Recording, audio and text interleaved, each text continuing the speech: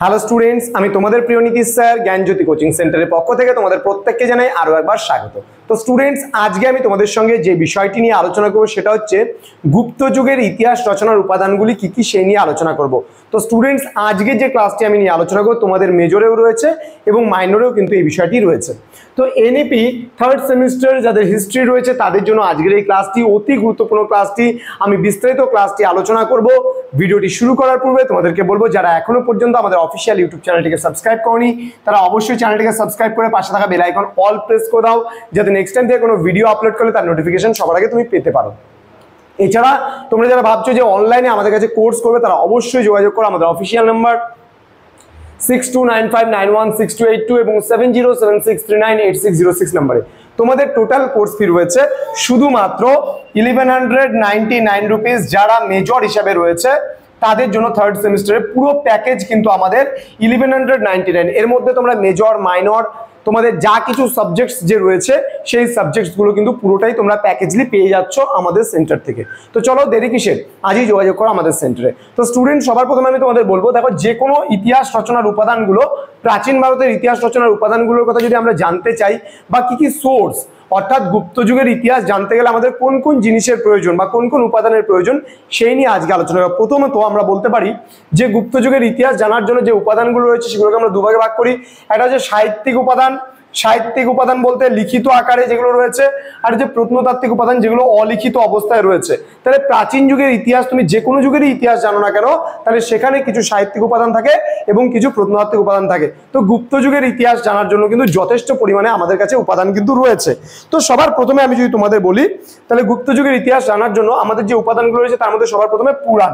তোমরা জানো সর্বমোট পুরাণের সংখ্যা 18টি। তাহলে অষ্টাদশ পুরাণ রয়েছে, কিন্তু এই অষ্টাদশ পুরাণের সবগুলো থেকে কিন্তু গুপ্ত যুগের ইতিহাস জানা যায় না। তাহলে বেসিক্যালি কোন কোন পুরাণ থেকে গুপ্ত যুগের ইতিহাস জানা যায় তোমরা লিখে নিতে পারো।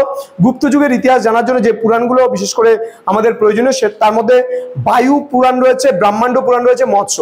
বায়ু, ব্রহ্মাণ্ড এবং মৎস্য পুরাণ থেকে, এছাড়াও আরো হয়তো বেশ কিছু পুরাণ রয়েছে, সেগুলো থেকেও কিন্তু আমরা গুপ্ত যুগের ইতিহাস জানতে পারি। কিন্তু বিশেষ করে বায়ু, ব্রহ্মাণ্ড এবং মৎস্য এই তিনটে পুরাণ কিন্তু যথেষ্ট গুরুত্বপূর্ণ। এছাড়াও কি বলছে নেক্সট, আমাদের বলছে স্মৃতিশাস্ত্র, যেমন মনুস্মৃতি, কাত্যায়ন স্মৃতি, এই সমস্ত স্মৃতিশাস্ত্র গ্রন্থগুলো থেকেও কিন্তু আমরা গুপ্ত যুগের ইতিহাস রচনা করতে পারি। নেক্সট আমাদের বলা হয়েছে যে যাজ্ঞবল্ক্য স্মৃতি বলতে পারি, মনুস্মৃতি রয়েছে, নারদ রয়েছে, বৃহস্পতি রয়েছে, কাত্যায়ন স্মৃতি রয়েছে।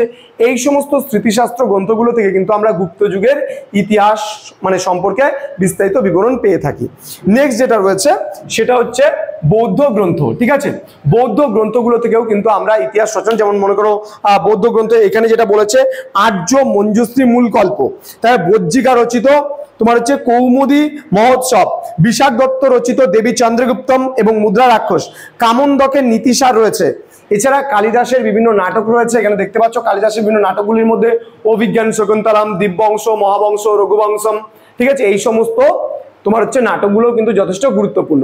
ঠিক আছে, তো আশা করি বুঝতে পেরেছো এই টপিকগুলো, এবং তোমাদের এখন আলোচনা করো প্রত্নতাত্ত্বিক উপাদানগুলো কি কি রয়েছে গুপ্ত যুগের ইতিহাস জানার জন্য। তাহলে এগুলো তো গেল লিখিত উপাদান, লিখিত আকারে কি কি রয়েছে। মহাকবি কালিদাসের লেখা নাটক রয়েছে, বৌদ্ধ গ্রন্থ কিছু বলে দিলাম, স্মৃতিশাস্ত্রের নাম বলে দিলাম, পুরাণ কোনগুলো কোনগুলো গুরুত্বপূর্ণ সেগুলো আমি বলে দিলাম। এবার আমাদের মূলত যেটা দরকার সেটা হচ্ছে প্রত্নতাত্ত্বিক উপাদান। প্রত্নতাত্ত্বিক উপাদান বলতে গেলে কি বোঝায়, যেগুলো লিখিত অবস্থায় নেই, যেগুলো অলিখিত উপাদান রয়েছে সেগুলোকে আমরা বলছি প্রত্নতাত্ত্বিক উপাদান।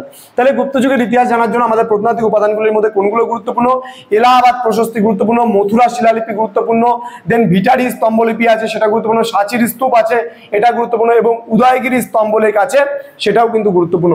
এই কয়েকটা বিষয় সম্পর্কে আমাদের কিন্তু খুব স্পষ্টভাবে জানতে হবে, তবেই কিন্তু আমরা পরীক্ষার সময় এই জিনিসগুলো পরিপূর্ণভাবে লিখতে পারবো। তাহলে গুপ্ত যুগের পরিপূর্ণ ইতিহাস আমরা এগুলো থেকে, এই সোর্সগুলো থেকে জানতে পারি। তো স্টুডেন্টস, আজকের ক্লাসটা এতটুকুই থাকছে।